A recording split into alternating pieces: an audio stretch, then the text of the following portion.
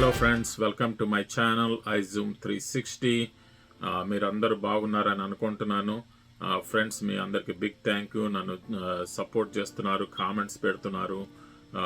So thank you very much friends. ఈ వీడియోని కూడా నేను మీకు చాలా డీటెయిల్స్ ఇస్తున్నాను. ఈ వీడియోని ఫస్ట్ నుండి లాస్ట్ వరకు చూడండి. ఇవాళ టాపిక్ వచ్చేసి కమలా హ్యారిస్ గురించి మాట్లాడుతున్నాను ఫ్రెండ్స్. కమలా హ్యారిస్కి ఎట్లా నడుస్తుంది, ఇప్పుడు ఎలక్షన్స్లో ఎలా చేస్తుంది, తను బాగా ఓట్లు వచ్చేటట్టుగా కనిపిస్తుందా లేదా బాగా ఓట్లు రాకుండా ఉన్నట్టుగా కనిపిస్తుందా అన్న టాపిక్స్ మీద మాట్లాడుతున్నాను. ఇదివరకు ఒక వీడియో చేశాను ఫ్రెండ్స్, దానికి కూడా లింక్ నేను మీకు టాప్లో ఇస్తున్నాను చూడండి. అది ట్రంప్ గురించి చేశాను. ట్రంప్ ఎఫెక్ట్స్, ట్రంప్ పార్టీ వాళ్ళు వాళ్ళ పార్టీలో గెలుస్తున్నారా లేదా ఓడిపోతున్నారా అనే దాని మీద కూడా టాపిక్ వీడియో చేయడం జరిగింది ఫ్రెండ్స్. అది కూడా నేను మీకు టాప్లో లింక్ ఇస్తున్నాను చూడండి. సరే, ఇవాళ వీడియోకి వచ్చేస్తే కమలా హ్యారిస్ గురించి మాట్లాడుతున్నాను ఈ వీడియోలో.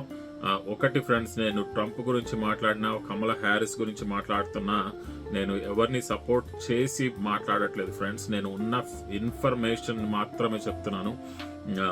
అది ఇన్ఫర్మేషన్ నాకు ఎట్లా అందుతుందో, ఇక్కడ వాతావరణం ఎలా ఉందో, ఇక్కడ యాక్చువల్గా ఏమి జరుగుతుందో, ఇక్కడ మాట్లాడిన వాళ్ళని ఉద్దేశించి వాళ్ళ ఇంటర్వ్యూస్ కూడా నేను పర్సనల్గా కండక్ట్ చేసి వాళ్ళ ఒపీనియన్స్ కూడా తీసుకొని ఈ వీడియోలు చేయడం జరుగుతుంది. సో నేను ఏది కూడా వితౌట్ ఎంక్వైరీ చేయట్లేదండి. ఈ వీడియోస్కి నేను రీసెర్చ్ చేస్తున్నాను, దాని గురించే చెప్తున్నాను. సో ఫ్రెండ్స్, ఇవాళ వీడియోలోకి వెళ్ళిపోదాము. కమలా హ్యారిస్ తన పార్టీలో ఇప్పుడు ఇక్కడ ఉన్న వాతావరణంని బట్టి ఎలా చేస్తుంది, ఎలక్షన్స్లో గెలిచేటట్టుగా ఉందా, ఓడిపోయేటట్టుగా ఉందా అనే దాని గురించి మాట్లాడుతున్నాను. ఒకటైతే ఫ్రెండ్స్, ఈ కమలా హ్యారిస్ రాకముందు డెమోక్రాటిక్ పార్టీ వాళ్ళు కొంచెం బాగా దెబ్బతిని ఉన్నారు. ఎప్పుడు బైడెన్ ఉన్నప్పుడు, ఓకే, ట్రంప్ బైడెన్ కలిసి పోటీ పడ్డప్పుడు వాళ్ళ పార్టీ కొంచెం ఎంతకైనా వెనకపడింది. అప్పట్లో ట్రంప్ కొంచెం ఎక్కువగా కనిపించేటివాడు, ఓకే. కానీ బైడెన్ ఎప్పుడైతే తీసేసి కమలా హ్యారిస్ని ఎక్కిచ్చారో అక్కడి నుంచి కొంచెం ట్విస్ట్ అయిందండి. ఓకే, ఒకప్పుడైతే ఈ ఎలక్షన్ అయిపోయింది, ట్రంపే గెలుస్తాడు అని అనుకున్నారు బైడెన్ ఉన్నప్పుడు. కానీ బైడెన్ ఎప్పుడైతే దిగిపోయి కమలా హ్యారిస్ వచ్చిందో అప్పటి నుంచి కొంచెం ట్రంప్ పార్టీ వాళ్ళకి నెగటివ్ వచ్చింది. కమలా హ్యారిస్ పార్టీ ఎక్కువ అయింది. అయితే కమలా హ్యారిస్ ఎందుకు పెరుగుతుంది, ఆమెకి వాళ్ళ ఓట్స్ ఎందుకు పెరుగుతున్నాయి ఆమెకి అనే దాని మీద ఈ వీడియోలో మీకు చెప్తున్నాను. సో ఫస్ట్ వచ్చేసి ఫ్రెండ్స్, కమలా హ్యారిస్ వచ్చేసి మన ఇండియన్ వాళ్ళ మదర్ వచ్చేసి ఇండియన్, వాళ్ళ నాన్న వచ్చేసి నల్లజాతీయుడు అనమాట.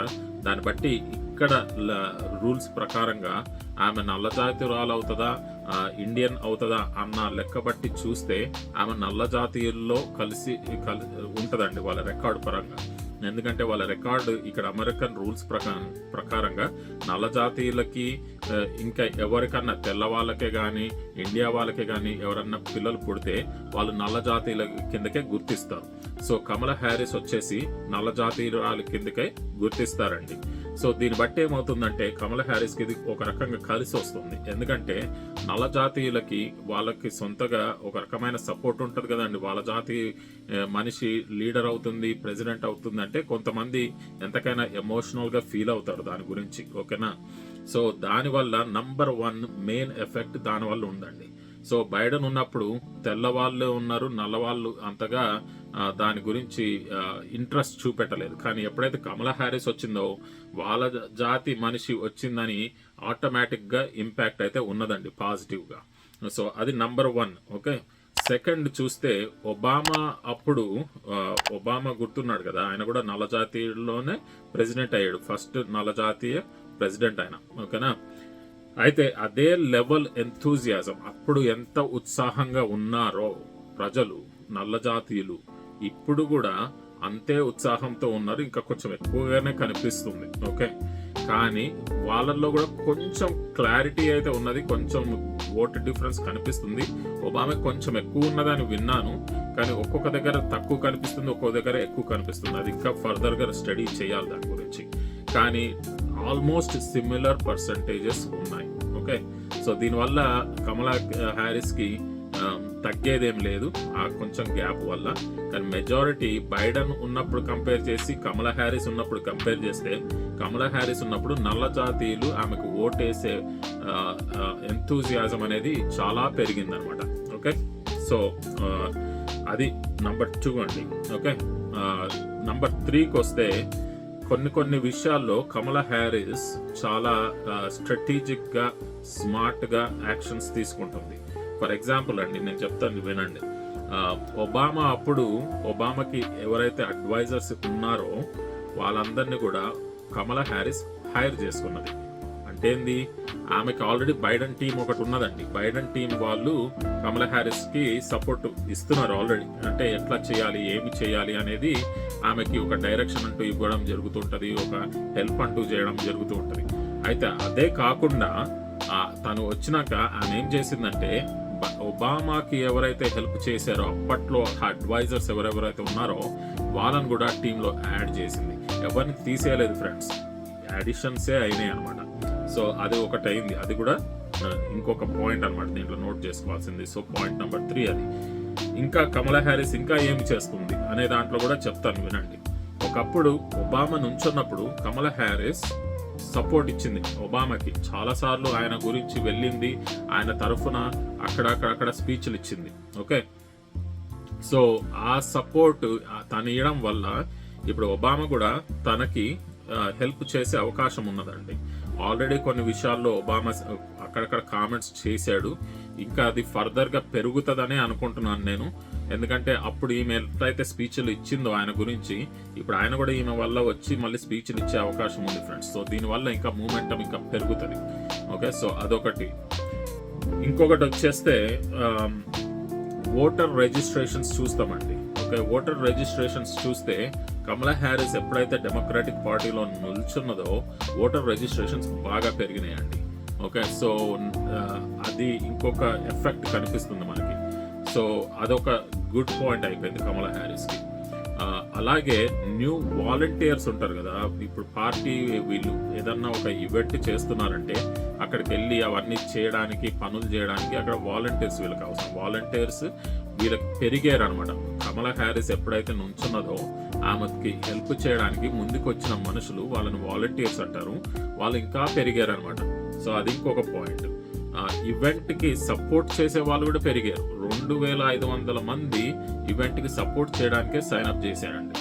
సో ఇట్లా ప్రతి విషయంలో కూడా తనకి సపోర్ట్ అనేది పెరిగింది బాగా. ఓకే, ఈ 2-3 వారాల్లో. ఓకే, సో అది గమనించుకోవాలి మనం అందరం. ఓకే ఫ్రెండ్స్, ఇంకా ఏమవుతుందంటే, ఈ ఎప్పుడైతే ట్రంప్ వైస్ ప్రెసిడెంట్ని చూస్ చేసుకున్నాడో చాలా మంది నల్ల జాతీయులకి ఆ వైస్ ప్రెసిడెంట్ కూడా నచ్చలేదు.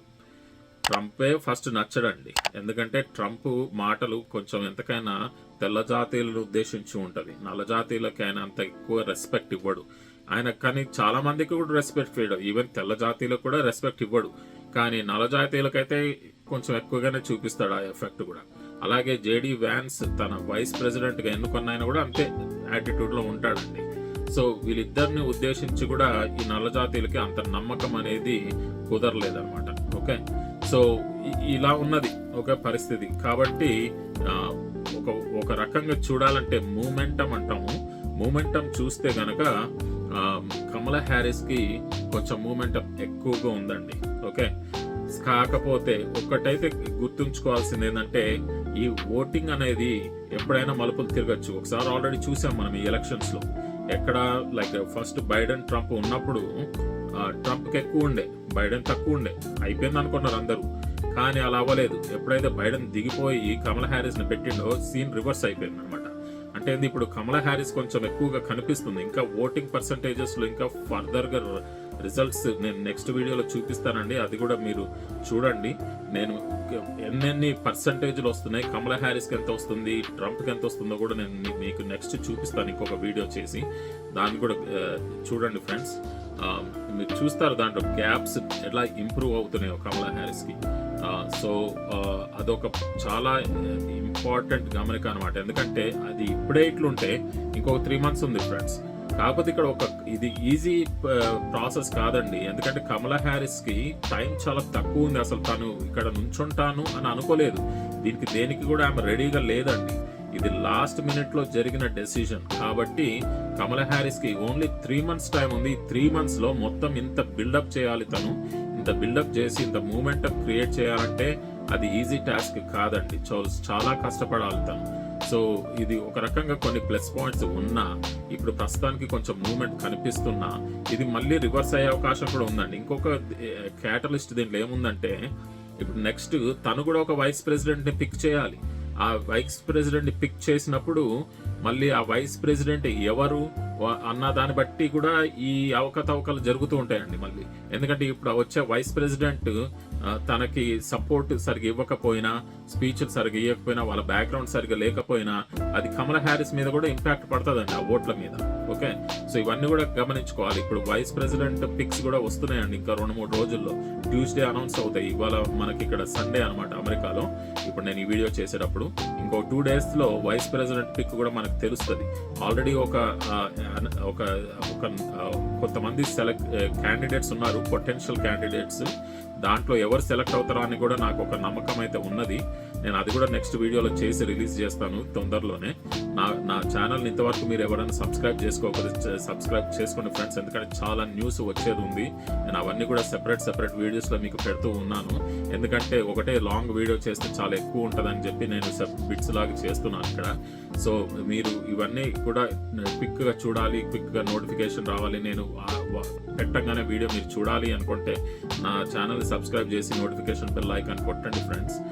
ఆ తర్వాత ఈ వీడియో మీకు నచ్చినట్టయితే ఒక లైక్ కూడా ఇవ్వండి. మీరు ఏమైనా కామెంట్స్ పెట్టగలిగితే పెట్టండి ఫ్రెండ్స్, గుడ్ బ్యాడ్ ఏదైనా కూడా పర్లేదు. మీరు ఏదనుకుంటున్నారో అది పెట్టండి friends. I will take that as a positive comment. And అక్కడ నుండి if I can address it, I will address it. కాకపోతే ఫ్రెండ్స్ ఒక విషయం చెప్తున్నాను ఏంటంటే, చాలా నెక్స్ట్ వీడియోస్లో చాలా కవరేజ్ చేస్తూ ఉన్నాను.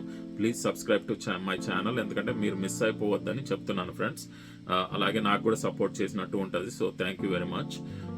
సో అది ఫ్రెండ్స్, ఇవాళ వీడియోలో నేను చెప్పదలుచుకున్నది ఏంటంటే, కమలా హ్యారిస్కి మూమెంటం చాలా స్ట్రాంగ్గా ఉన్నది. ఊపు స్వింగ్ బాగుంది. ఇప్పుడు చూద్దాం ఇంకా రానున్న రోజుల్లో ఎలా అవుతుందో. ఎందుకంటే ఈ ఓట్లు ఎటైనా తిరిగే అవకాశం ఉంది. ప్రస్తుతానికి కమలా హ్యారిస్కి మూమెంటం ఎక్కువ ఉన్న వల్ల కొంచెం లీడ్ ఎక్కువగా వచ్చే పరిస్థితులు బాగా కనిపిస్తున్నాయి. సరే ఫ్రెండ్స్, అది టాపిక్ ఇవ్వాల. మీకు దీని మీద ఇంకేమైనా క్వశ్చన్స్ ఉంటే నాకు కామెంట్స్లో పెట్టండి. నెక్స్ట్ వీడియోలో మళ్ళీ కలుద్దాం ఫ్రెండ్స్. ఓకేనా? ఇంకేమైనా కామెంట్స్ ఉంటే నెక్స్ట్ వీడియోలో పెట్టండి. మళ్ళీ నెక్స్ట్ వీడియోలో మళ్ళీ మనం కలుద్దాం friends. Okay friends, thank you very much.